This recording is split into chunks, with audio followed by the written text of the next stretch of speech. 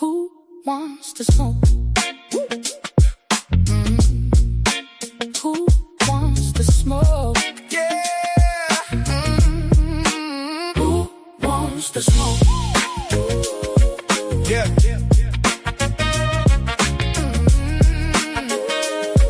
Yeah.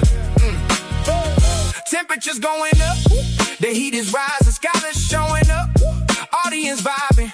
We on a mission, competition is the only desire. Whose information would be facing the mercy of fire? So step up, stand up, can you walk through hell? So tough, too tough for the weak, soft shells. Set the fire, fan the flame, smoke is rising in blooms, while the inexperienced today just dust the choke on the fumes. Bring your science, bring the wisdom, even bring your religion. If you can't stand the heat, then please don't come in the HOK. It's just a session, learn a lesson, fight and overcome oppression. Who'll be the best debated? By the time all the smoke clears, who wants the smoke? Who wants the smoke? Who wants the smoke? Smoke session. Smoke session.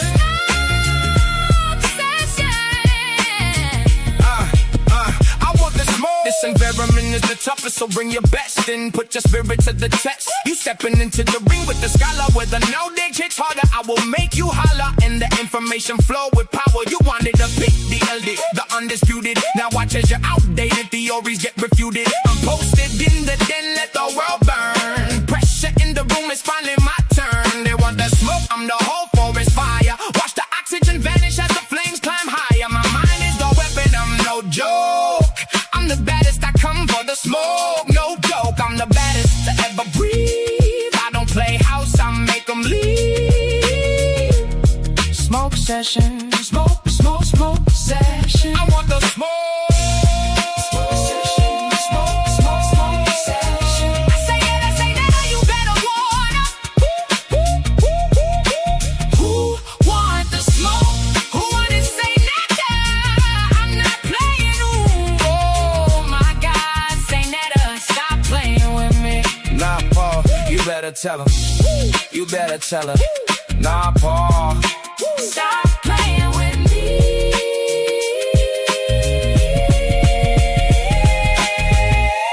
A whole lot of people getting debunked.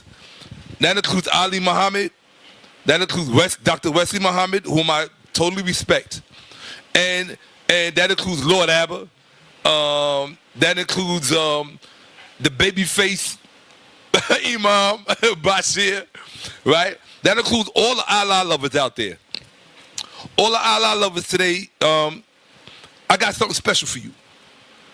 And I hope you're paying attention. I told the Moors they didn't want it. I told the Moors they didn't want it. I told the Moors they didn't want it.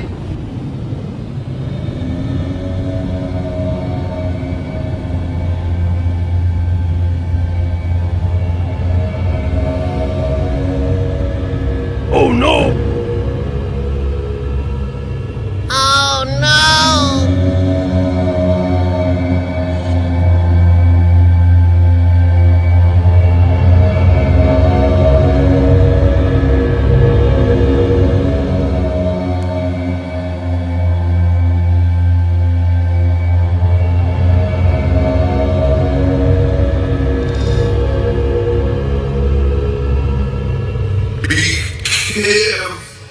What you ask for. Cause now you're gonna get it. Let's get it popping with this PowerPoint. R.I.P. to the Moorish Science Temple of America. When you come at them with scholarship, goddammit, they start crying. They start the boo-hooing. They start saying, what are we gonna learn, or how we gonna do, what we gonna do for our people with this teaching? They start the boo-hoo. So all I wanna say is, you shouldn't have nothing brought this brother up, family. Why did you shake the rattle? Why did you wake this brother up? Why was you throwing pebbles at his head? Now, Shakka Ahmose cannot be detained. Shakka Ahmose cannot be calmed down. Shakka Ahmose is a loose lion locked out of the cage. And there go Baby with the feds. Pledging allegiance to the American flag. Standing in front of an American flag. Red, white, and blue right there. They even wearing red, white, and blue. Look.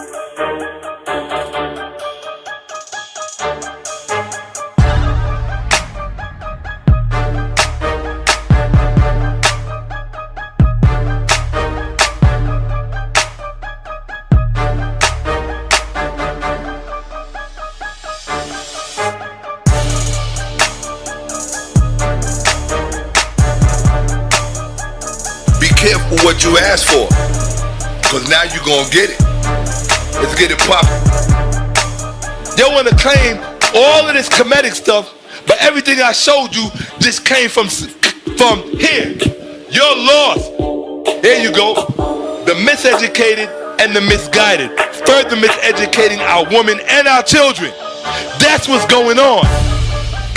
They telling you about that Circle 7 Quran being Allah guided Noble Jew Ali. But now you know who Allah is, because your brother Shakka Ahmose showed you. I'm not showing you that picture to disrespect you. These are my people up here. But I got a bunch of morons miseducating them. You understand? All you doing is you're no different than the Hebrew Israelites. Dealing with a culture you know nothing about, because none of you have done any real research. You think it's all about treaties. Like this white man got what he got because of treaties. Ask the Native American, who you also claim to be. Y'all want to be everything but African. Y'all want to be, we the natives of America. We the indigenous of America. We are the Moors. We from, y'all want to be everything but Africa, because you hate yourselves. You hate yourself. All of you, each and every one of you hate yourselves. You are Africans. Take that goddamn Assyrian shit off your head. Fuck wrong with you people. All right, why this topic? Why this topic? To be quite honest, I don't even I think how it all started was Brother Reggie was preparing for his debate against the Moors. What's the brother's name? Sharif? Right? He was preparing for his debate with Sharif. At the time, you asked me to come and give an interview, and I did.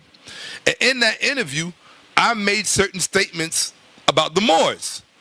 Yes? Yes. Yeah, I made certain statements about the Moors. And in fact, some of the Moors got so upset that one of our Moorish brothers, Red Pill, whom I love and respect as our brother, he came straight over to the studio. Do you remember that? Because he wanted to address what was being said. And at that time, we sat on the couch and we looked through some things. And I went to Wikipedia, and just to do a quick cursory little bit of research on the Moors and who they and to try to contrast it with who they say they are or how they represent themselves. And so it seemed like one Moor after another had something to say about me. It's always about me. It's never about what I say. They want to talk about my lot. They want to talk about my music videos. They want to talk about everything other than what I say. They never want to talk about the science and the history and the facts or the knowledge. They want to talk about everything else, which tells me what I need to know, right? So eventually, one of the Moors from the Moorish Science Temple of Amerikkka, who calls himself Tahaka Bey, which I can't help but laugh. You need to just call yourself Bey Bey. You know, like Bey Bey's kids. Get rid of the Tahaka part. Because nah, that don't fly. Nah, bro. That nah. Nah, bro. that don't fly. So I got something special for that brother because he made a video about me. So yeah, the video was kind of cute. You know, he said some things about Shakka. He kept saying, Shakka, get your facts. Get some facts or get your scholarship up. That's what he kept saying. Get your scholarship up. Remember you said that. Right. Get your scholarship up. So I said, okay, let me go get my scholarship up. So today we're going to see just how up I got my scholarship. Okay? So, and mind you, this is just a crumb. What you're going to get today is a crumb. I'm not even sharing the rest with you yet. All right? What you're going to get today is just a small little crumb. That's it. Okay? Because it's just the first thing that caught my eye. I'm going in order through your whole thing. And when I'm done, each video that I do is going to be a manifesto for generations who are coming to fact check Moors. So when they come in our community with that bullshit, they're getting fact checked right there on the spot. All they're going to have to do is go to a Shakka Ahmose music video, R.I.P. the Moorish Science Temple of America. Real talk. And I'm not saying that with disrespect, the whole R.I.P. part, but falsehood has to be laid to rest. You understand what I'm saying?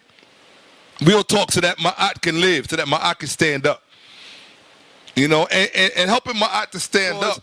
We have people in our communities who are continuing the miseducation process. And they wear feathers on their heads. Red feathers. You understand what I'm saying? With a tassel on the side. And you know, one minute they want to be Africans. Next minute they don't want to be Africans. Next minute they got a whole different thing that they're trying to push. And it's like, look, you know, those of us who have some responsible scholarship in the community, we got to address it. We got to say, hey, look, you can't be miseducating the babies. You know, I would like to think that our sister Corinne Gaines wasn't under that Moorish dumb shit. You understand what I'm saying? You understand what I'm saying? Classifying herself as a Moor, and then she's therefore a sovereign citizen of Amerikkka with their retarded shit. You understand what I'm saying? So we do have some responsibility to set the record straight, such as a noble Jew Ali. Now, mind you, there were authentic efforts.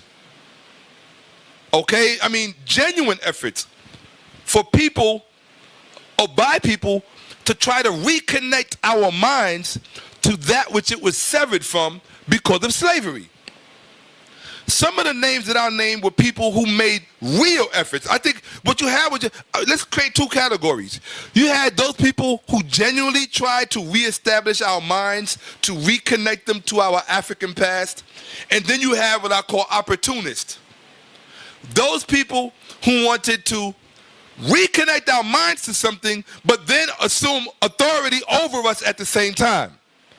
That's how you can usually tell the difference between who was real and who was not.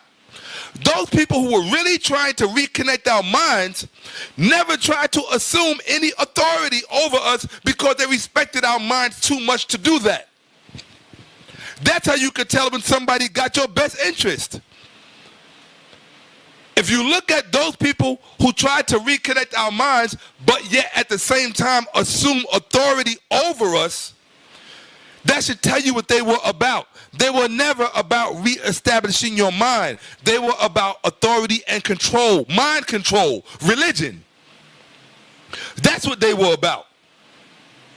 And unfortunately, Noble Jew Ali has to be put in the second category.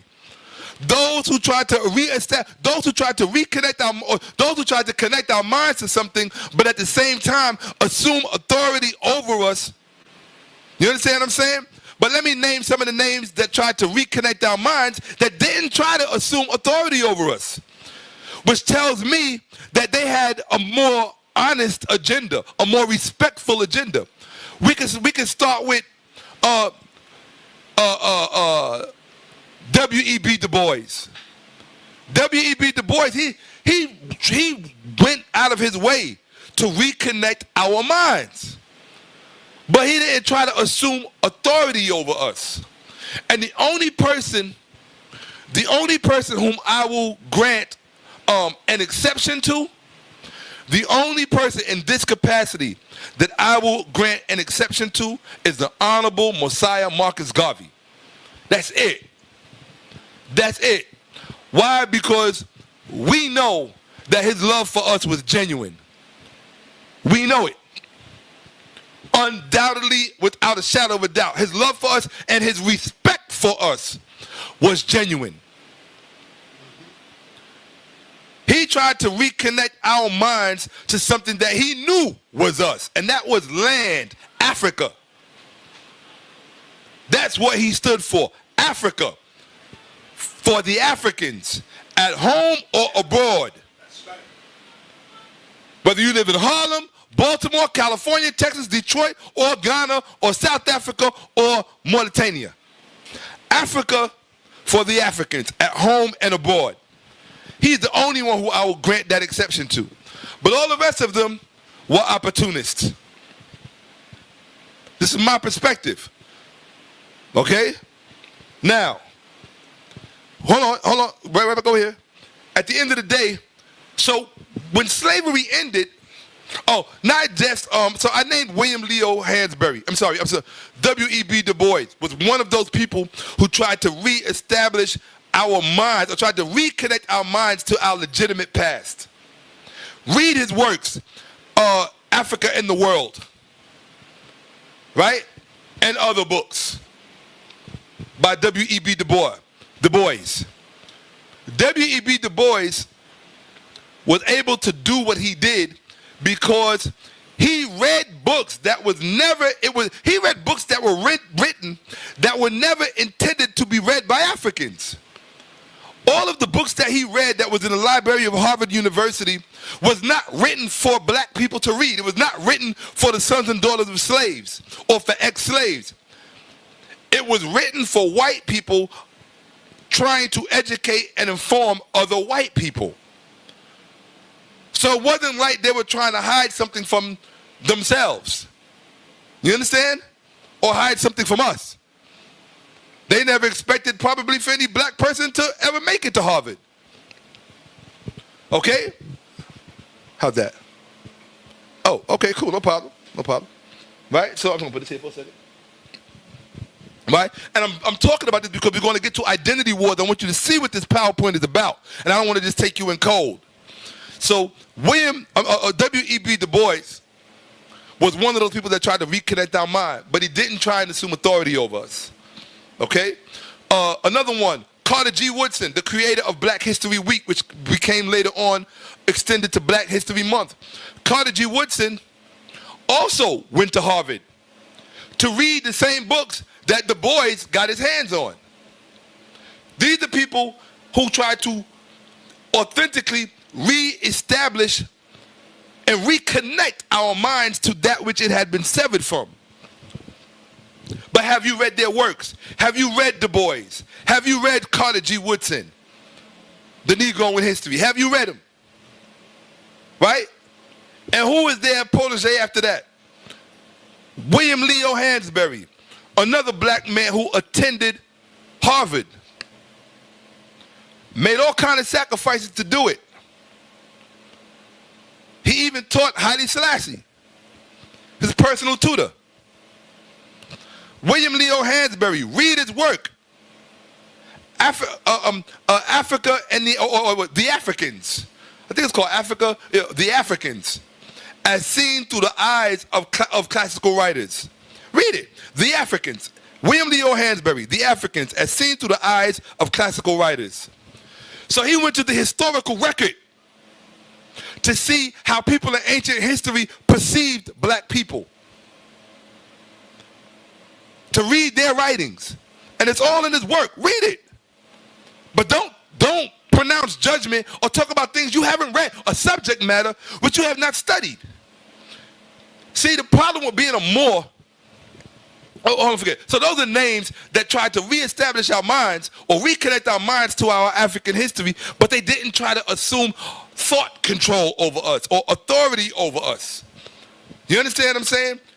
They didn't try to define things for us. They said, look, I did the research. Here you go. Do with it what you will. That's it. That's respect. But when you take, and I'm going to step on some toes, when you take a Noble Drew Ali,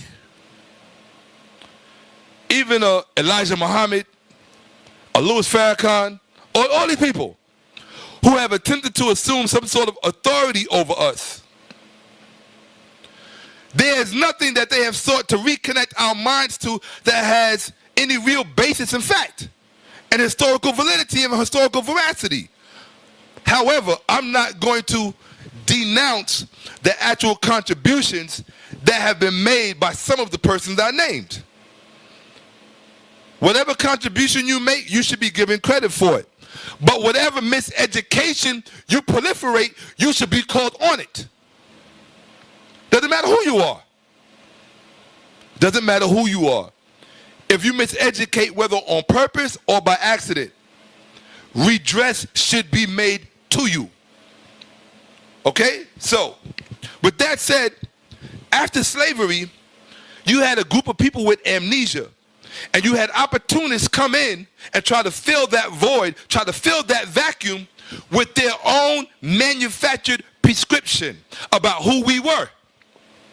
And you got to remember, whoever was the author of the information or whoever prepared the information were the same people preparing your mind. That's a hell of a thing to give to somebody. That's a lot of power to give to somebody. Okay, you say it's A, B, C, D, E, F, G. I'm just going to believe you and not check you. That's religion.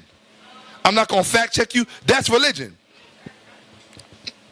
And one of the people who did that, not the only one, but just one of many people who did this not long after slavery, was a man who later became known as Noble Jew Ali. Okay?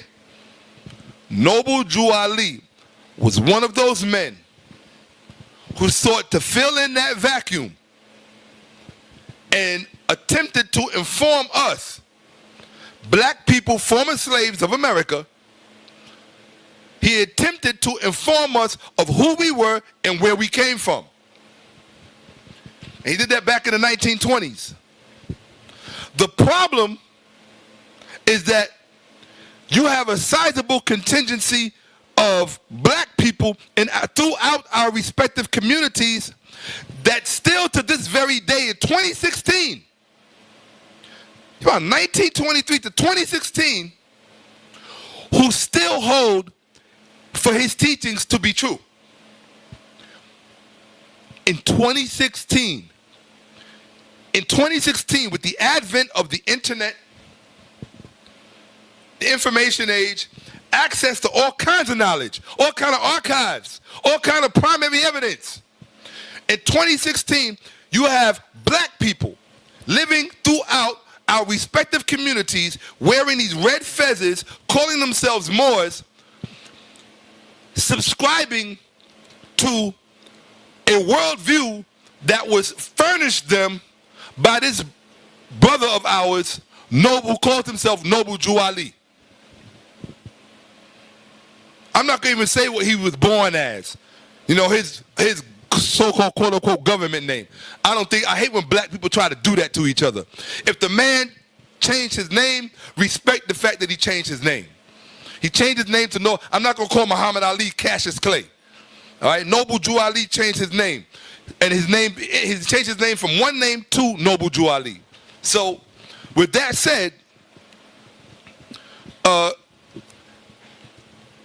I find it as a purveyor of knowledge and as a teacher of my people, I find it problematic that there are still African people living throughout our respective communities who are not only themselves miseducated, but they are still seeking to miseducate and indoctrinate others in their miseducation.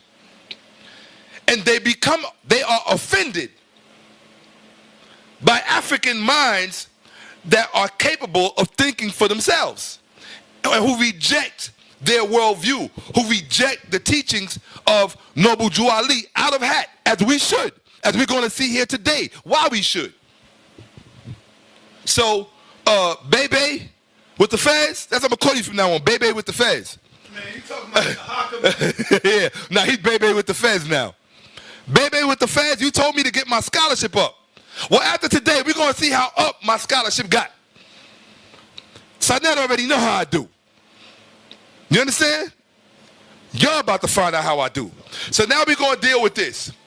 We're going to go into the Circle 7 Quran. I wish I had a copy with me, but you can read it online. You can just download the PDF. It's on there word for word. Word for word that's in the book, it's word for word that's in the PDF. And any of you watching who want to see if I'm telling the truth, go right now to Google and download the PDF. The Circle 7 Quran, Moorish Science Temple. Real talk. Okay? Download it. And you're going to see I'm not making up anything I say to you today. Nothing. Okay? Now, we are going to see this man, Noble Jew Ali, when he furnished black people, when he furnished the black community in Newark, New Jersey, when he furnished them, or Jersey, Chicago, when he furnished them with this Circle 7 Quran, that these Moors of the Moorish Science Temple still subscribe to and still believe. When he did that,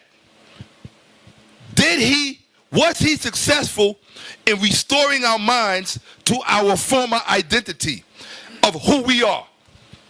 Because if he was, that means that we are in fact Moors. Okay? Children of Moabites from the land of Canaan. Because this is what he taught. If he was successful in reestablishing our minds, now, if he established our minds to a false doctrine, if Noble Jew Ali connected our minds, the minds of Black America, if Noble Jew Ali connected the minds of Black America to a false doctrine, then his efforts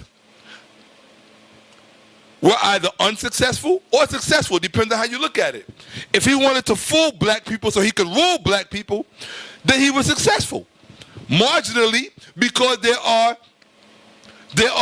a sizable amount of American blacks who live outside of America as well, even in the Caribbean. You got people in the Caribbean who, and probably in Africa too, who wear that fez and are part of the Moorish Science Temple. So he may have been marginally successful. But if his effort was to accurately reestablish our minds as Black Americans, as American Africans, if his purpose and intent was to reestablish our minds accurately to our historical past, then I had to tell you, he failed. He failed. He failed, and he failed miserably. And therefore, all of you Moors who still try to proliferate his teachings and still subscribe to his teachings, you are failing miserably as we speak. And that's your choice to do that. But it's also my choice to come in front of this camera and speak truthfully and show you the evidence and let you judge for yourself. You don't have to believe anything that I say. I don't deal with religion. I'm going to let you judge the evidence. And then you come to your own conclusion. As your brother, I'm obligated to respect your mind. Enough. Whether you, real talk, if you're a Hebrew Israelite, if you're a Moor, if you're a Christian, Kemetic, whatever you are, as your brother, I'm going to respect your mind enough to present the evidence to you and let you judge for yourself. That's all I'm here for. So now we're going to get to our identity.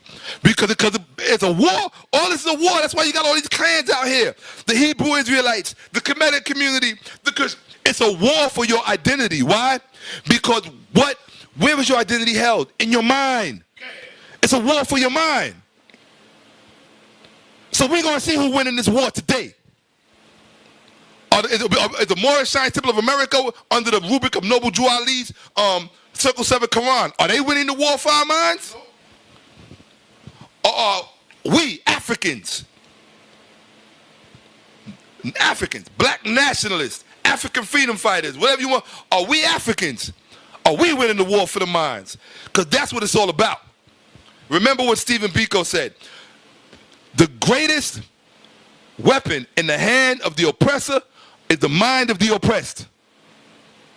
And like Dr. Leonard Jeffrey says, the greatest weapon in the hands of the liberator is the mind of the oppressed.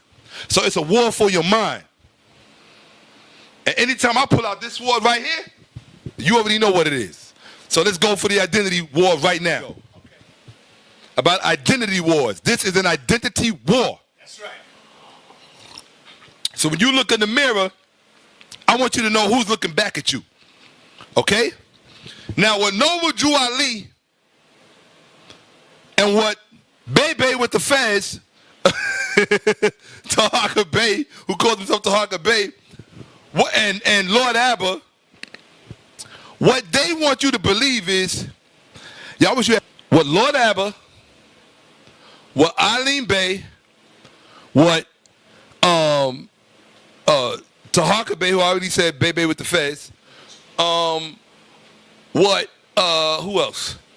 What all of these Moors want you to believe is that these people that you're looking at in this cotton field in the south of America, they want you to believe that those are not African people. That is what they want you to believe. They want you to believe that these are not African people. Okay? Not at all.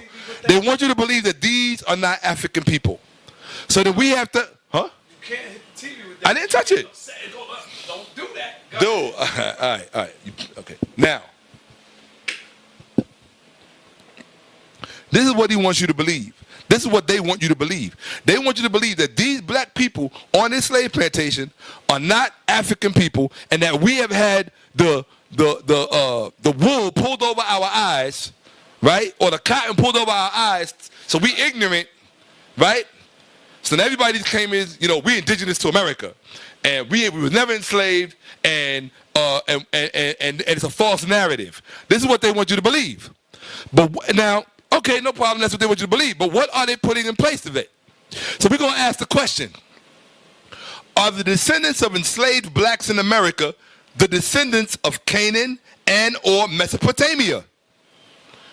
We have to ask that question. If we're dealing with the Moorish Science Temple of America, we have to ask that question. Why do we have to ask that question? Because we're going to go straight to the Holy Quran of the Moorish, the actual name of the book is called the Holy Quran of the Moorish Holy Temple of Science. And not this other thing they've been saying. This is the actual name. The Holy Quran of the Moorish Holy Temple of Science. Circle 7. Now, divinely prepared by noble Juali. I'm sorry. Divinely prepared by the noble prophet Juali. Okay? So, he's a prophet. Okay? I got no problem with that. And it was divinely prepared. I don't know what made it divinely prepared as opposed to being profanely prepared. Okay? No, by Juali. Now, who guided him? Because it says it right on the cover of the Quran. Uh-oh. This is what makes it divine. It says, by the guiding of his father God, Allah. So now we know that the divinity conferred upon this book comes from his father God, Allah. Okay? Now, according to him, Allah is the great God of the universe. Okay? So hold on. So the purpose for it is to redeem man. Not the black man, not the white man, not the Asian man, just man. So apparently this book is for everybody and anybody. That's what it's for. To redeem man from his sinful and fallen state of humanity back to the highest plane of life with his father God Allah. Cool. So this is a universal a manual. It's for everybody. It's not just for black people. Okay? So, I mean, me personally, my thing is this. If you're going to be redeeming our mind because we just got off the slave plantation and you're going to reconnect our minds and redeem our minds, then don't you think you need to give us something that's exclusively for black people? Because slavery in America was our exclusive experience. I'm not saying other people weren't enslaved like the Irish and the Native Americans. They were. Other people were enslaved too, like the Irish and Native, well, indentured servitude, whatever you want to call it. But I'm saying, this book here says it's for humanity. So it's for everybody. It ain't just for black people. So right then and there, I'm going to have a problem with it. That's me personally. So let's go to chapter 47 of the Holy Quran of the Moorish Holy Temple of Science. Chapter 47, Egypt. They define Egypt as being the capital empire of the dominion of Africa. Okay? The dominion of Africa. The capital empire of the dominion of Africa. Okay, I ain't got no problem with that. Number 1, what does he say? The inhabitants of Africa are the descendants of the ancient Canaanites from the land of Canaan. Stop. Put the cam on me. That's the first thing you just heard. The inhabitants of Africa are the descendants of the ancient Canaanites from the land of Canaan. Now, I don't even have to go any further into this lecture, because even a first grade student knows that science says human life developed in Africa. Its gestation period was in Africa. It came into being in Africa. That's what the evidence says. That's what the DNA evidence says. That's what the osteological evidence says. That's what the hematological evidence says. That's what the histological evidence says. The linguistic evidence even says. All of the evidence says that man was born in Africa. If you listen to Ivan Van Sertima, what did he say? Mankind has 6 stages, 6 sequences. The first 3 sequences was born, lived, and died in Africa. The last 3 sequences left Africa, exiting through the straits of, or through the Malta or the Suez or the Straits of Gibraltar, or the Isthmus of the Suez. Yes, the Isthmus of the Suez. Okay? Now, yeah, if you know what an isthmus is, look it up. ISTHMUS, isthmus. Anyway, he goes on to say, old man Cush and his family. So first of all, he thinks Noble Drew Ali thought Cush was an old man. So now they're speaking anthropomorphically about countries. That's like me saying old man America. Or old man Europe. So that should tell you just how archaic the thinking is just in disseminating the information. Old man Cush and his family. As if to see, now you're back to mythology. He wants you to believe, according to Noble Drew Ali in the Moorish Science Temple of America, there was an old man named Cush. So you're going to, hold on. So you're going to reestablish the identity of black people using more mythology, using a myth? Really? Noble Drew Ali, really? Lord Abba, really? Bebe with the feds, really? That's how you're going to reestablish African identity, black minds, by using a myth, another myth. Okay. Old man Cush. Now, I didn't write this. That's Noble Drew Ali prepared that. Because they're going to say Noble Drew Ali didn't write it. They're going to say he prepared it. They love to say that. He's not the author. He prepared it. It says it right there. Right? It says, divinely prepared by Noble Drew Ali. By Noble Prophet Drew Ali. By the guiding of his father. So it tells you who guided him. It tells you he prepared it. But it don't tell you who wrote it. So you want me to believe in something and I don't know nothing about the author. I can't even call Noble Drew Ali the author. He just prepared it. Now, what do you mean by prepared? Being that you can't explain that, as far as I'm concerned, he authored it. Here we go. His four-man Cush and his family are the first inhabitants of Africa, who came from the land of Canaan. His father Ham, so now they back to the Ham thing. Stop, put it back on me. So now they back to the Ham thing. Anybody that's been studying African history for the past 25 years already know that when you're dealing with Ham, you're dealing with the Bible. Go ahead. You're dealing with the Bible, so this is more Christianity. Bust this shit wide open. This is more Bible bullshit. Circle, the Holy Quran of the Moorish Holy Science Temple is Bible bullshit. I gotta say, just based on this, based on that alone, the fact that they're talking about Ham. Ham comes out of what? Ham comes out of the Noah story, the Noah flood story, which is going to be important. We're going to have to deal with flood stories in a minute. So Ham comes out of the Noah flood story. The Noah flood story is what? Biblical literature. That's a biblical narrative. So here, Noble Drew Ali is refurnishing recently freed slaves with an extension, with further, he's furnishing them with more Bible bullshit and trying to reestablish our minds. So you automatically disqualified. Draw X over the Holy Quran. Unacceptable, inadmissible for free slaves. We do not deal with ham. We don't eat pork. Okay? All right? His father Ham and his family were second. Oh my God. Then came the word Ethiopia. Okay? Which means the demarcation line of the dominion of Amerikkha, the first true and divine name of Africa. Stop. Stop. The fact that Noble Jew Ali prepared a book for you, for black people in America, Noble Jew Ali prepared a book for black people in America that told them that the word, that tells us that the word Ethiopia means the demarcation line of the dominion of Amerikkha. Well, Noble Jew Ali should have took a class on classical Greece, on classical Greek, or even coined Greek. The word Ethiopia does not mean demarcation line. Not between the Bronx and Harlem, not between Harlem and Brooklyn. The word Ethiopia don't mean that. So now you're going to try to reestablish the minds of recently freed slaves with first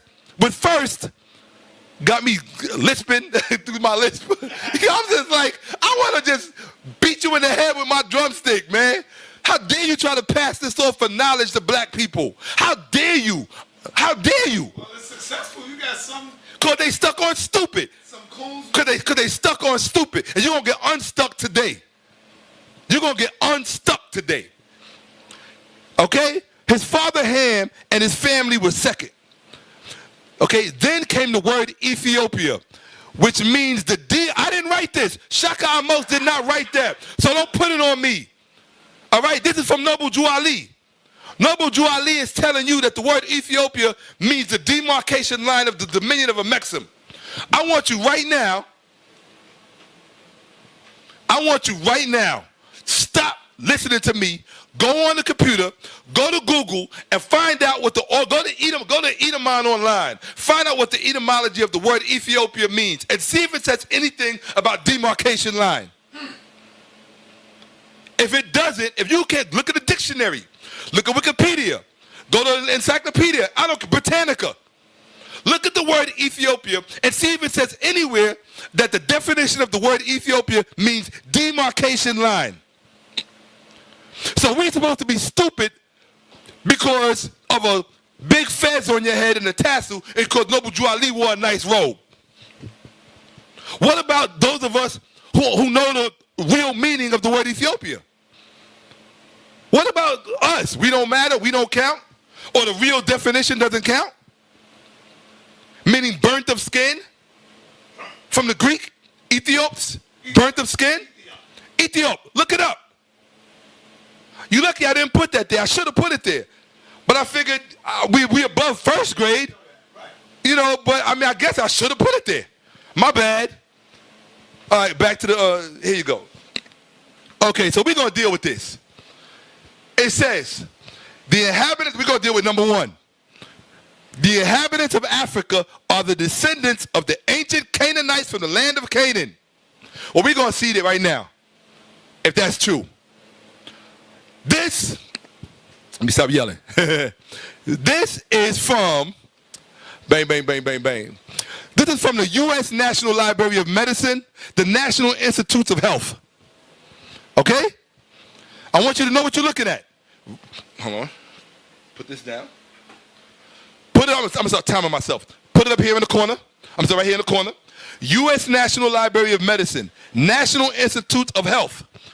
Shakka didn't write this. I want you to see what it is. Okay?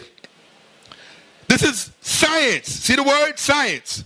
Author manuscript. Available in PMC 2010, September 29th. So this is as recent as 2010, 6 years ago. I think that biology and genetics in 2010 it's come a long way. So I think we could trust 2010 information as opposed to something written in 1923 trying to tell us where we come from. Okay? So let's check it out. The genetic structure and history of Africans and African Americans. This is a report they did. Published online 2009, April 30th. See it? Right there. This is from Science, 2009, May 22. That's Science Magazine. That's why it's there. Okay? I want you to see that. I'm not making this up. The genetic structure and history of Africans and African Americans. Okay? Here we go. Let's see what it says about our DNA history and where we come from. Let's see if we said we come from Canaan. All right, here you go. The genetic structure and history of African and African Americans. We'll come right here. Do you see this, sa.neter? So the next time a Moor tries to tell you come from Canaan, read this to him. The ancestry of African Americans is, what's this word here? Predominantly. You know what that word means? Predominantly. Do you know what that word predominantly means? Do you know what that word predominantly means?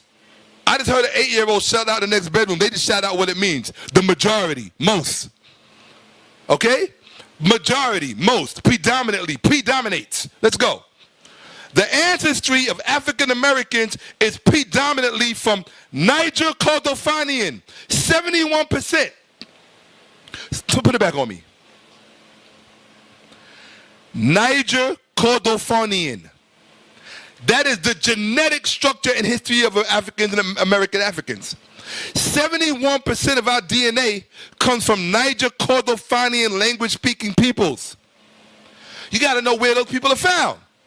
Okay? Now, Niger Kordofanian.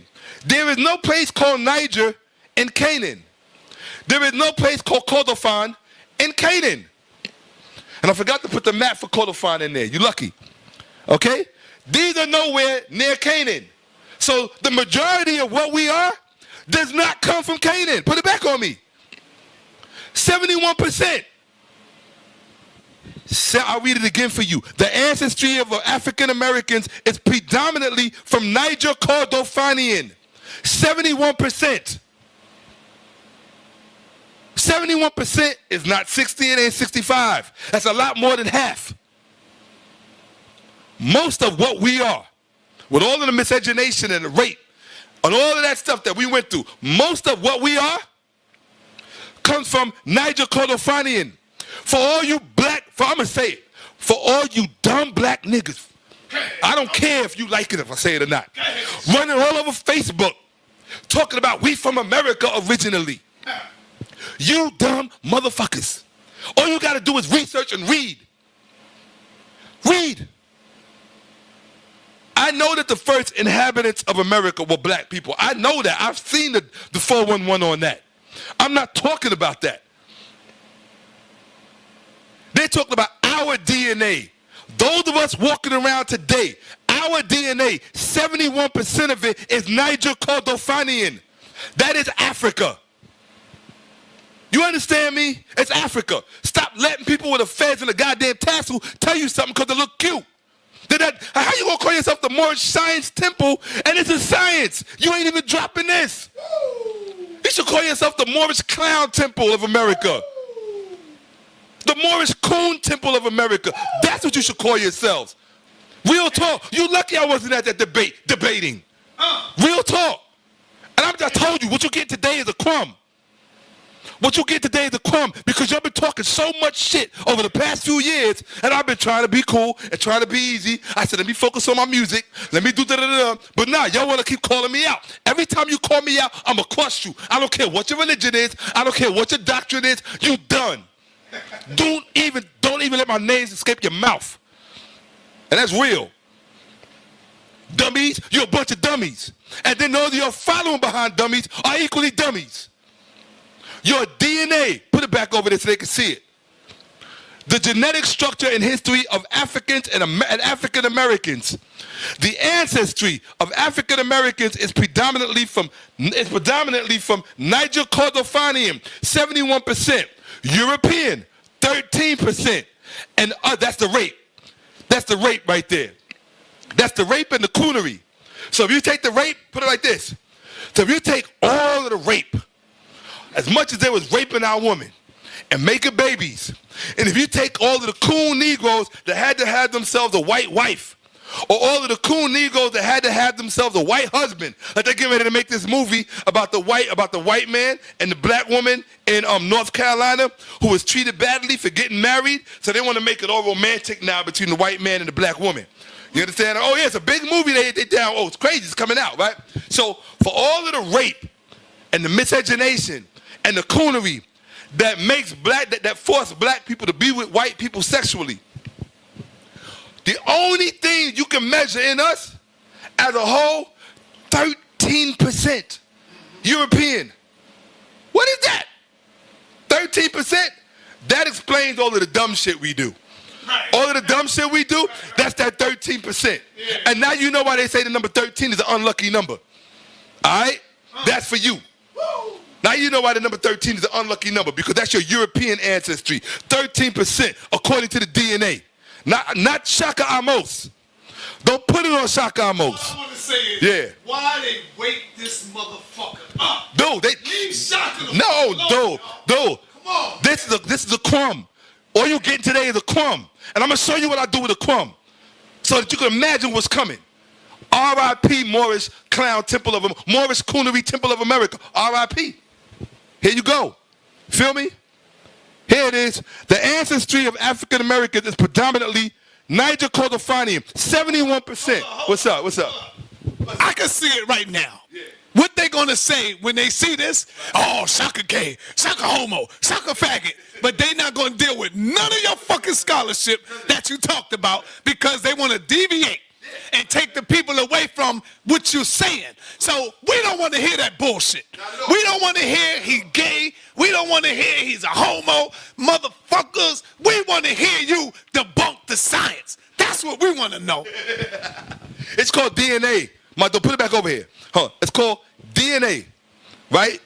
You know what DNA stands for? I don't even know what DNA stands for. What is it? Deoxyribonucleic acid, whatever that is. Okay, here we go. Tell them, I'm just kidding. What's that? Yeah, that's how they gonna get it. Now they getting it. I don't want to read nothing. They getting it. You're gonna get it. All that shit you was talking, here you go. All right? The ancestry of African Americans is predominantly from Niger Cordofanian, 71%. European 13%, and other African 8% populations. Now, why is that important? That's important because out of that 71%, they always claim we come from Morocco. Right? They already say we came from Morocco. Most of the slaves here came from Morocco. That's what they want to tell you. That's why we Moors. Okay? This study, all right, hold on. Here we go. The ancestry of African Americans is predominantly Niger Cordofanian, 71%, European 13%, and other African 8% populations, although admixture levels varied considerably among individuals, which means that even this 13% might not be correct. It might be some of us that only got 8%, 7%. Some might have 15 and 16%, like Brother Reggie, right? And congratulations to his brother on getting married. You understand what I'm saying? So, but this is what you got to look at. 71%. Feel me? 71%. My dude. So if you're talking about 71% Niger Cordofanian, that's who we are, bro. Now, hold on. Let me ask you a question. In this DNA study, do you see anything that relates to Canaan? Anything that relates to Canaan or Mesopotamia? All right, so put it back on me real fast. Moors, I want y'all to get into the DNA. That includes Sharif too, because you like to come off like you got the knowledge and you don't, okay? Dude, real talk, I put it out there. Sharif, I'll go get you any day of the week. I am, no offense to Brother Reggie, I'm not Brother Reggie. Real talk. That's real. And I do it for free. Straight up. You hear? Yo, you What? know what? Fuck that. What? Fuck that. Matter of fact, being that you said that, if y'all really about the people, if anybody, but we don't just want anybody. We want your best, and we will do it for free. Niger, Congo, and Cordofanian. The Cordofanian tongues are spoken in Sudan and form 5 small groups: Kawalib, Tegali, Tolori, Tumtum, and Katla. Okay? That's the Cordofanian. I wish I had a map of Africa right here. I'm going to find one. Real talk. to show you where it is. Are you going to give me a map of Africa? No, man. Oh, man, I thought you were going to put a map. Could you put a map of Africa on the screen real fast? All right, cool. All right, here we go. It says, Niger-Congo is an enormous branch whose languages are found throughout South and Central Africa and in most of West Africa below the Sahara. Now, Morocco, now correct me if I'm wrong. Is Morocco below the Sahara? No, it's not. So hold on. Right? None of these languages are from Morocco. These languages that our DNA dates back to do not come from Morocco. So why you keep trying to say we come from Morocco? Now I'm gonna tell you something. When you do when you look further into the DNA study, the fact is that there were a very small percentage of us of Africans who got caught up in the slave trade that did in fact come from Morocco. But when you see the percentage of how small it was, it's damn near not even worth talking about. So y'all need that damn straight no 71%. You're lucky if you even get into the double digits. So y'all need to stop playing with yourselves and stop trying to play with our minds. You heard? Now mind you, that wasn't even the beginning of the lecture. That was just to set something straight.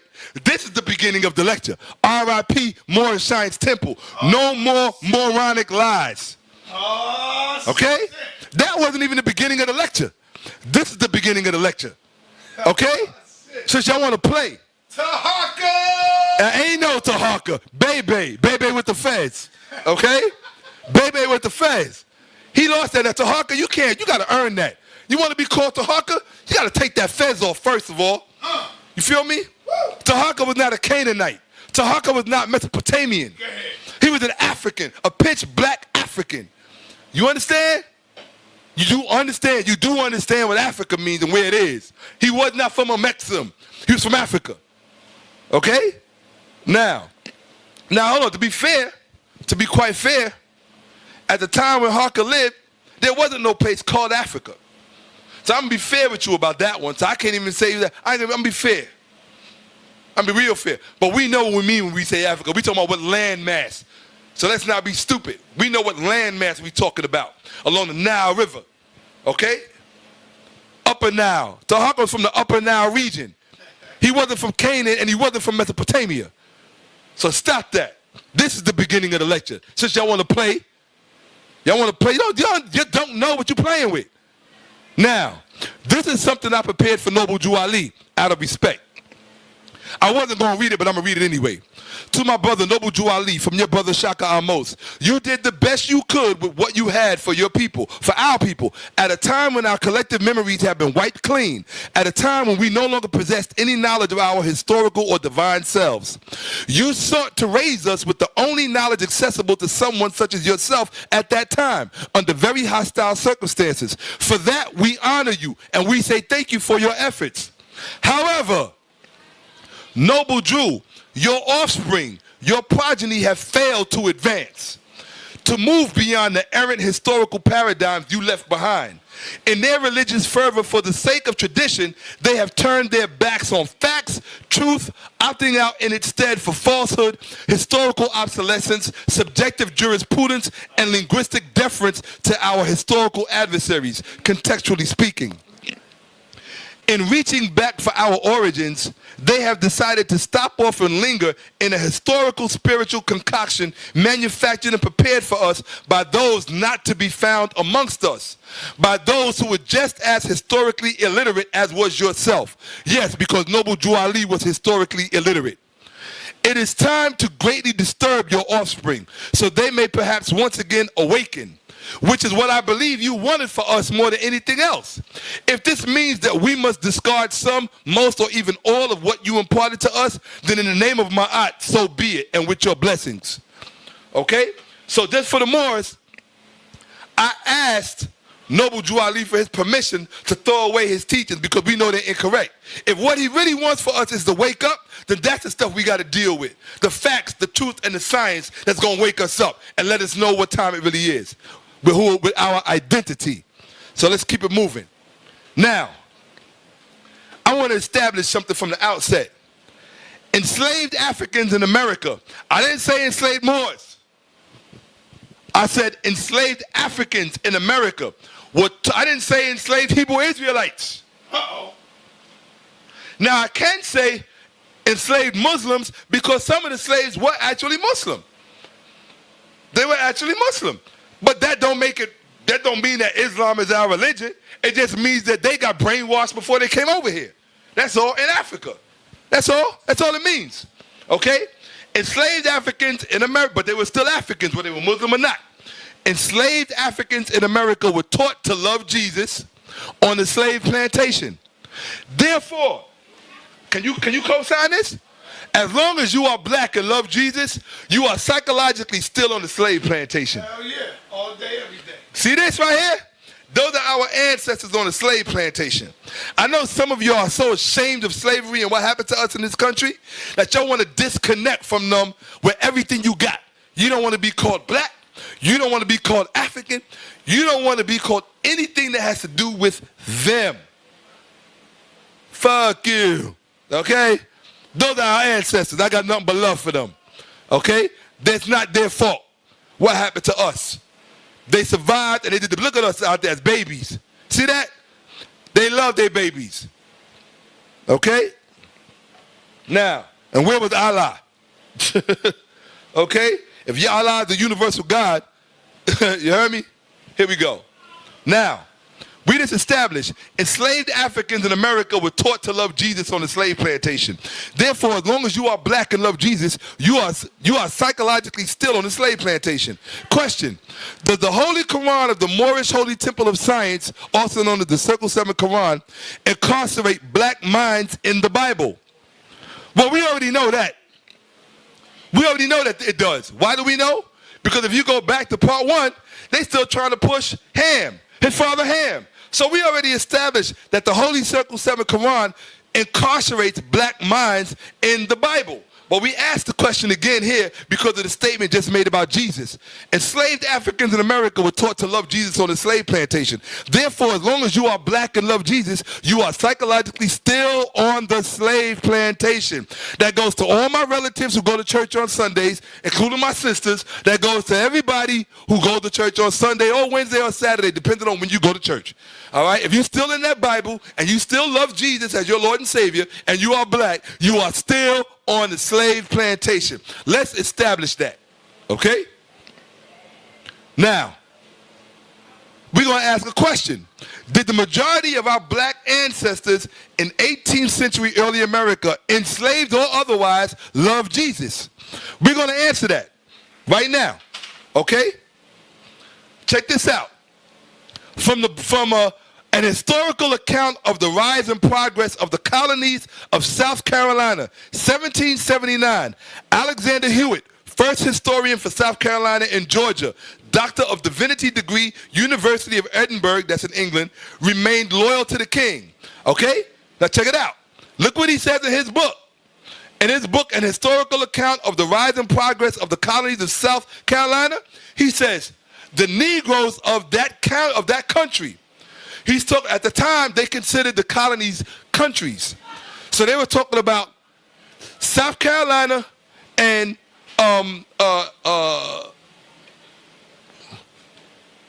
he was talking about South Carolina. Okay, he's talking about South Carolina. Oh, and Georgia. He's talking about South Carolina and Georgia, but primarily of South Carolina and this one right here. The Negroes of that country, a few only accepted, are to this day as great strangers to Christianity.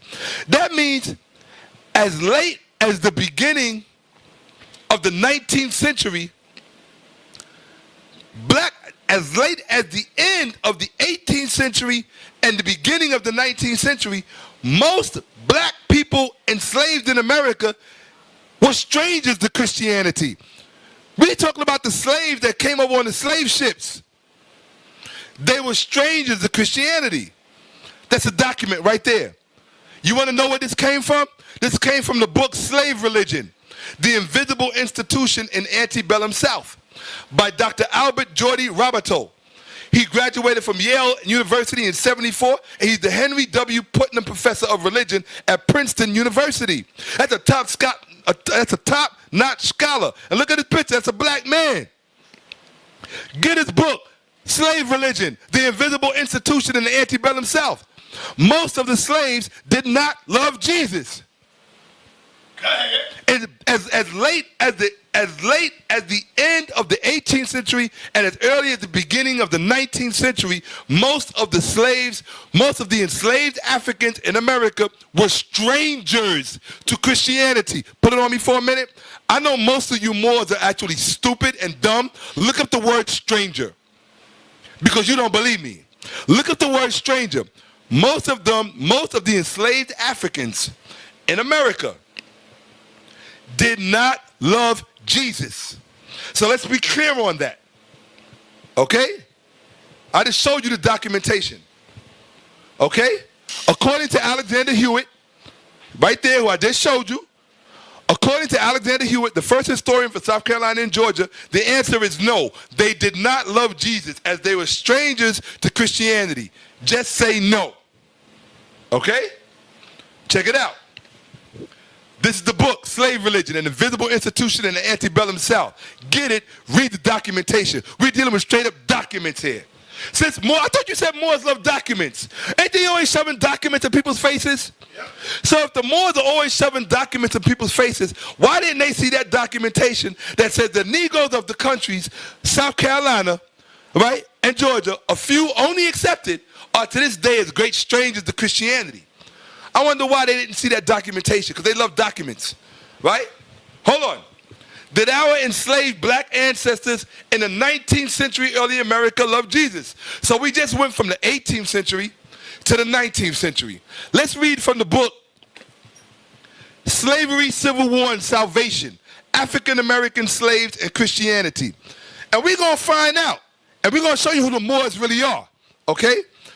This is page 1, introduction, first paragraph, Dr. Daniel L. Fountain, Associate Professor of History, Department Head, History, Political Science, Religious and Ethical Studies, and Sociology, PhD, okay, Early American History to 1876, the University of Mississippi, 1999. He got his master's at North Carolina and his BA at Stetson. Okay, so this is a PhD, okay? His book, Slavery, Civil War, and Salvation, African American Slaves and Christianity, 1830 to 1870. Now this is the height of slavery in America. Check it out. This is what the book says. This is what he said. Actually, it's from the book. It's from the introduction. More precisely, my research into slave religious practices has forced me to consider the possibility that while most 19th century African American slaves had some form of religious belief, would you read that last part? They were not Christians. They were not Christians. So now we talk, because you want to talk, hold on, y'all want to disassociate yourself from the slaves on the plantation because you think that they were dumb, stupid, and this, that, and the other. But they were smart enough not to be Christian, to be Africans. Hold on a second. So the documentation shows they were, let's go. Slavery, Civil War, same book. All right? A qualitative survey presented in chapter 1 found that only 38% of the, listen to this now. You're going to want to follow this. I'm not going to repeat this. A qualitative survey presented in chapter 1 found that only 38% of slaves who left behind some form of narrative indicated that they converted to Christianity prior to emancipation. Most slaves in the late antebellum South, most slaves in the late antebellum period were not Christians. That's from the book, same book, Slavery, Civil War, and Salvation by Dr. Daniel L. Fountain. Now hold on. So what did we just establish? Let's deal with it. We just established that our ancestors who were enslaved in America during the 18th century, they were not Christians. The majority of them were not Christians. Our ancestors in the 19th century, in the deep south of this country, when slavery was still in effect and coming to an end, It says late antebellum period were not Christians. It says most slaves in the late antebellum period were not Christians. So you got Christians, you got slaves, enslaved Africans in America, the majority of whom were not Christians. Now, it also says 38% of the slaves who left behind some form of narrative did convert to Christianity before they were free. So let's find out who these 38% are. And I hope you Moors are watching. Hold on, because you're going to love this. Give me that camera. I hope you Moors are watching this. Because y'all been talking so much shit, and I've been turning my head and looking the other way because I've been busy with other things. But I took a few minutes out for y'all, and y'all about to get it. Real talk. Y'all about to get done. Over. R.I.P. Moorish Science Temple of America. You ain't fooling no more of our babies with your dumb shit. Okay? Here we go. So it shows you, most of the slaves in America, during the late period, right before they were free, they said only 38%. Now check it out. Some of the slaves who converted to Christianity before they were free, these are the weak slaves. These are the weak Africans, right? These are the ones that wanted to worship Jesus, right? I don't even want to call them weak, but for this lecture, we're going to call them weak. I hope they forgive me because I'm trying to prove a point. But 38% of the ones who left narratives did indicate they converted to Christianity before slavery ended. We're going to find out who that 38% is. Since you Moors love to talk all that shit. Yo, let's go. There you go. So I asked the question. How many of our enslaved African ancestors in the U.S. left narratives? Because it said 38% of the ones that left narratives indicated they converted to Christianity before slavery ended, right? How many of those who did leave narratives convert to Christianity before emancipation? Number 2. Number 3, is there an exact number we can know? Well, how many slave narratives were there? 100 amazing facts about the Negro, sizing up the genre from which an Oscar favorite originated, by Henry Louis Gates Jr., the Negro of all Negroes. All right? The Negro of all Negroes. His faggot ass. But we're going to rely on his research today. I'm sorry. His punk ass. I'll call him a punk. Probably a fag too, but whatever. Anyway, he is the Alphonse Fletcher University professor and director of the Hutchins Center for African and African American Research at Harvard University. He's a Harvard professor. And this is his article. How many slave narratives were there? Because all we got to do to find out how many enslaved Africans converted to Christianity before slavery, we got to find 38%. See it? Look. Right here, only 38% of slaves who left behind some form of narrative indicated that they converted to Christianity. You need to watch this because you're going to love how I do this. Watch. Okay, no worries, do you? You always do me that. Anyway, here you go. So, I know, check it out. Now, his article says this. This is Henry Louis Gates Jr. talking, not Shakka Ahmose. Now, thanks to my friend, Professor William L. Andrews, and his colleagues at Doc South, an online archive hosted by the University of North Carolina at Chapel Hill, we could put an exact number out there, 204. That's right. From the height of the slave trade to the end of the Civil War in 1865, 102 known book-length slave narratives were written, with another 102 written by former slaves after the war. So, we got 102 and 102, okay? So that's 104, right? 204, because we said right here. He says 38% of slaves who left behind narratives. So he just said, in this article, 102 known book-length slave narratives were written, with another 102 written by former slaves after the war. Altogether, that's 204, okay? Remember, only 38% of the slaves who left behind some form of narrative indicated that they converted to Christianity prior to emancipation. Number 2, what then is the exact number of slaves who left narratives that indicated they converted to Christianity before emancipation? Number 3, the answer is 38% of 204 equals 77.52.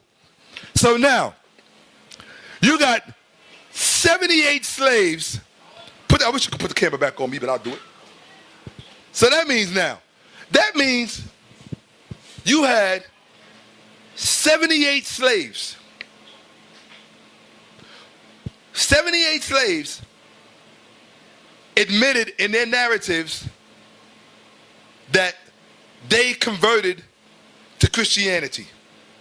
Okay? Out of 204 who left narratives, we ain't even talking about all the slaves. We just talking about the ones that left narratives. Out of the ones that left narratives, it's 204. Out of 204, it's 78 of them admitted they converted to Christianity before slavery came to an end. Can we find out who those 78 slaves were? See if we can take a look. There they go. That's all 78 of them right there. Those are the slaves that converted to Christianity by the end of slavery. I'm gonna prove it to you. Or before slavery, and I'm gonna prove it to you right now. Put it back there. I'm gonna prove it to you. Remember that feds, folks, so that you know you could deal. You're still dealing with a slave. When you see that feds, you're dealing with a slave. Don't forget that. All right? Look, check it out. Here you go. Look, here you go. Does the Circle 7 Quran free the minds of black people, or does it keep them trapped in the Jesus story? Watch this, sa.neter. Look at this. The genealogy, can I have you this for this one? The genealogy of Jesus. This is from, by the way, this is from the Holy Quran of the Moorish Holy Temple of Science. The genealogy of Jesus, with 18 years of the events, life, works, and teachings in India, Europe, and Africa. These events occurred before he was 30 years of age. Now, what did Noble Jew Ali say about this? It says, these secret lessons are for all of those who love Jesus. Uh-oh. Uh-oh. That means the stuff in this book are for those people who love Jesus. That's from the book itself. For those who love Jesus and desire to know about his life, works, and teachings.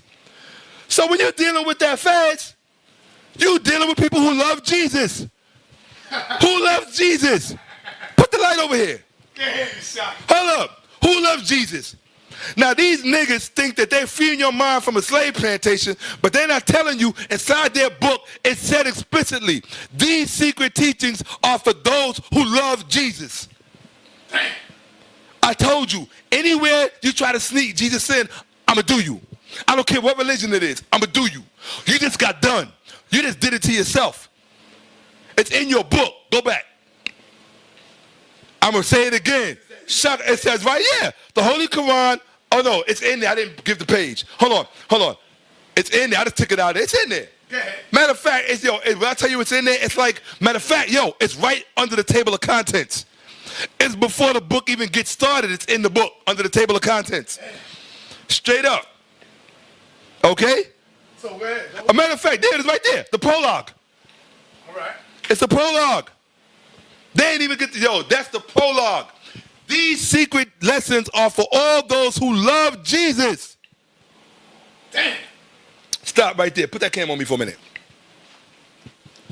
How you gonna try to shove a fez on my head when I don't love Jesus? Tahaka! Bay with the fez? Huh? Alim Bey? Huh? Huh? Lord Abba? Huh? How you gonna try to shove a fez on my head when I don't love Jesus? It says those secret lessons are for all those who love Jesus. That's in your book. It's not in my book. So y'all still on some love Jesus shit. But you want black people to think there's something revolutionary about y'all. Y'all want black people to think y'all made a break from the Bible. Still talking about ham and loving Jesus in your book. You thought I was coming for you? Dude, this PowerPoint been done. sa.neter can tell you, this PowerPoint been done for over 3 months. Right. I've been doing other things. This is just the surface. You ain't even go Bah. yet. Oh no. You think I just got started. I'm still at the surface. This ain't even the real PowerPoint. I'm still at the surface. We getting to the PowerPoint. I just want to walk you with me as we get to the PowerPoint. Because you will never come in front of me with a feds and talk that shit in life as long as you live. I will refer you to this video. Don't ask me what my nationality is while you still loving Jesus. Don't ask me what my nationality is while you still talking about Ham, Noah, and Bible stories. You gonna ask me what my nationality is and you still stuck in the Bible? Nigga, is you out your mind? My name is Shakka Ahmose. Not stupid. You gotta be crazy. I said it. Everybody how come so many people talk shit about me on YouTube, but how come when they see me, they don't say it and they don't come looking for me? I'm easy to find. Because that's the one I'm waiting for, okay? So yeah, how you gonna come to me with the feds on your head? Are you gonna come to a sister, a dumb, stupid sister that ain't got no education, ain't studied nothing? She just looking at you with your chocolate self thinking, oh, he's freeing my mind. You dummy, he ain't freeing your mind. He keeping you trapped in that Bible. Because his own book, the Holy Quran of the Moorish Science Temple, in the prologue, it says, these secret lessons are for all those who love Jesus. And I got to tell you, one of my brothers who's a Moor, Red Pill, and I ain't called him out, I asked him. I said, remember, you was here, we asked Red Pill, remember, do you love Jesus? He said, no. All right. I love you, Red. Nah, okay, Red is out of it. Yo, bottom line is, you cannot come to me with a fez on your head talking about Moorish Science Temple of America. You can't come to me talking about Noble Jew Ali unless you first admit to me that you love Jesus and that this book is for those who love Jesus. Because it says right there. Put the camera, because they're going to say Shakka said it. Put the camera on it. Put the camera on it, please. Yo. It says, these secret lessons are for all those who love Jesus and desire to know about his life and works and teaching. The prologue, the Holy Quran of the Moorish Holy Temple of Science. And you want to think that these are niggas that got off the slave plantation? Really? You really think these fez-wearing motherfuckers got off the slave plantation? You really think that? No, they did not. They still on it. But Yeah, this is for dumbass. A dumbass. This lecture was done 10 years ago, idiot. He's a dumbass nigga. It was done 10 years ago, fool. when I'm done, they gonna come off it. I guarantee it.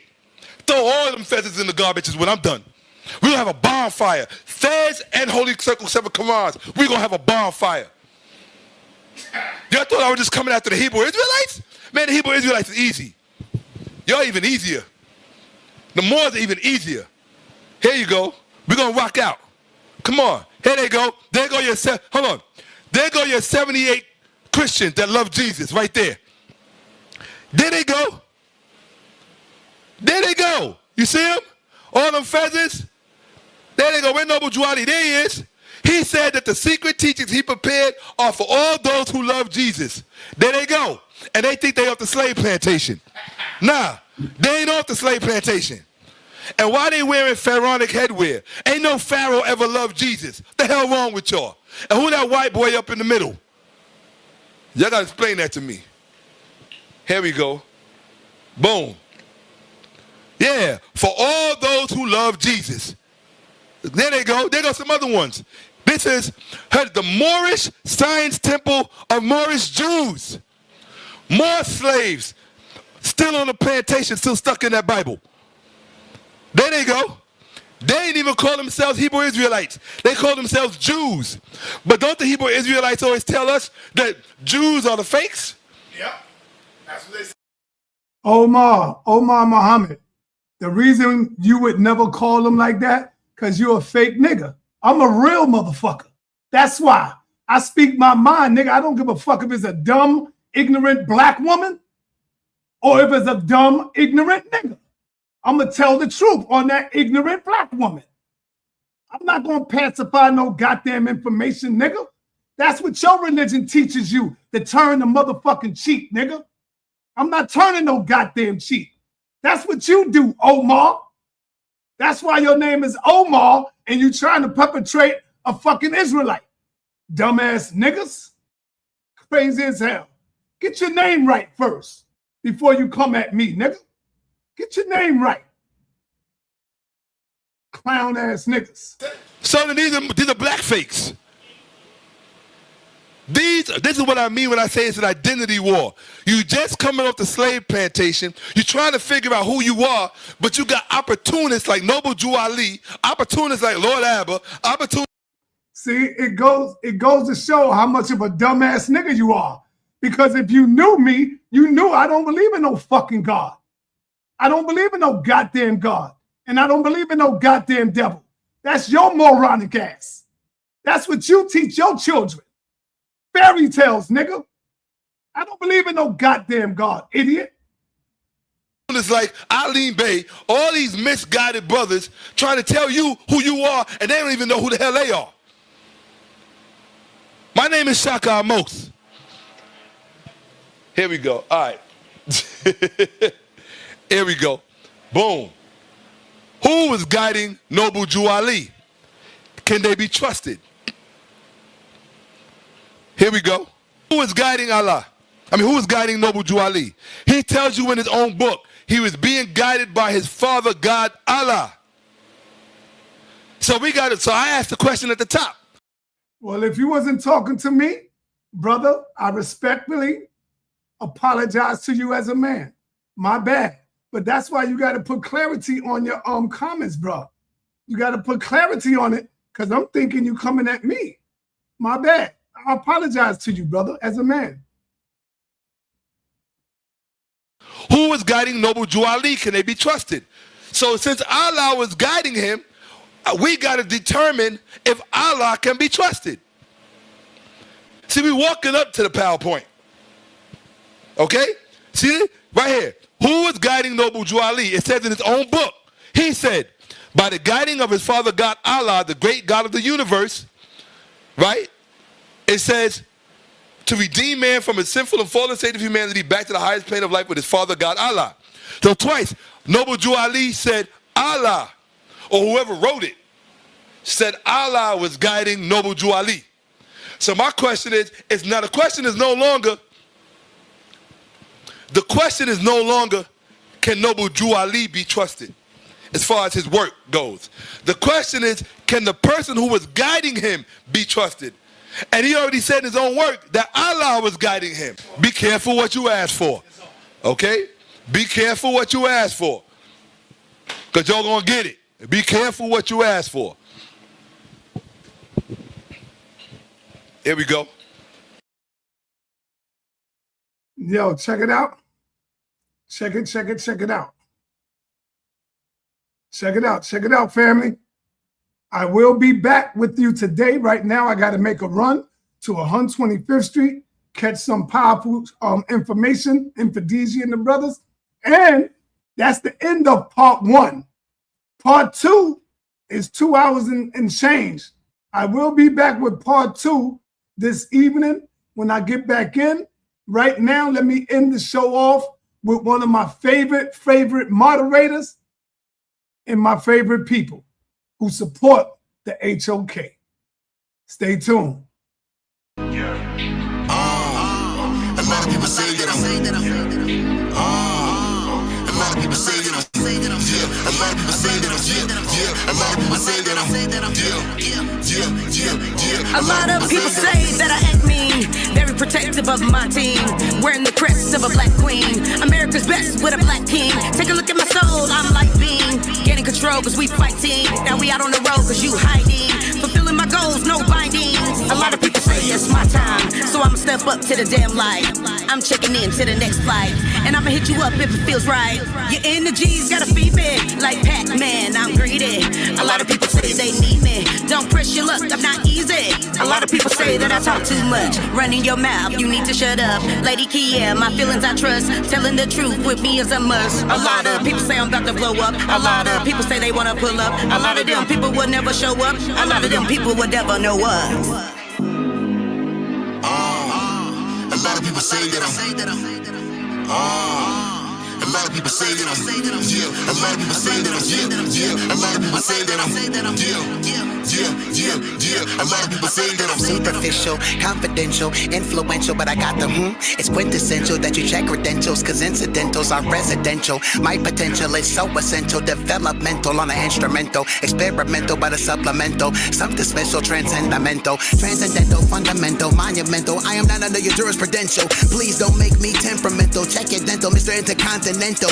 This supervision is not parental. A lot of people say that it's existential. My presidence is so presidential. I'm a pestilence and that is preferential. Heaven sent, but hell house could get you. Unrealistic, chauvinistic, narcissistic. Like my heart is missing, but the art is mystic. Decode the cryptic, tear apart the dipshit who's altruistic, atheistic, but I'm ritualistic. You could say to critics, apocalyptic, parasitic, newsflash, with not the Tupac of this shit, bitch.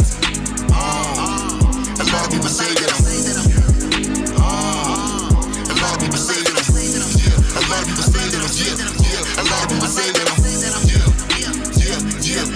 a lot of people say that I'm a lot of people say that I'm a lot of people say that I'm a lot of people say that I'm a lot of people say that I'm a lot of people say that I'm